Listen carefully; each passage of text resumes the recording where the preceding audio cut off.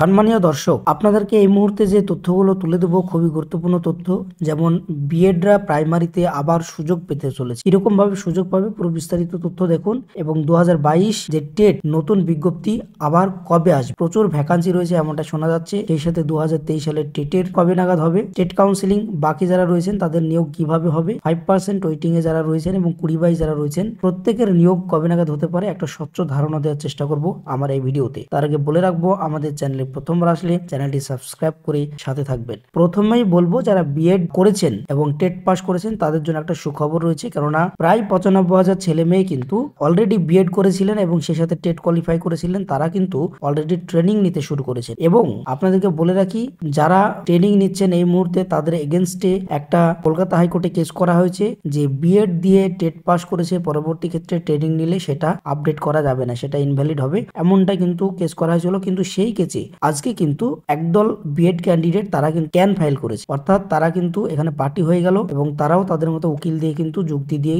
তারা কিন্তু বেরিয়ে আসার চেষ্টা করবে। তো সেক্ষেত্রে 95 ছেলে মেয়ের যারা বিএড করেছিলেন তারা আগামীতে কি সুবিধা পাচ্ছে সেটার জন্য অবশ্যই আমাদের ওয়েট করতে হবে আর কিছুদিন। এবার বলবো 2022 টেট নতুন বিজ্ঞপ্তি কবে আসবে।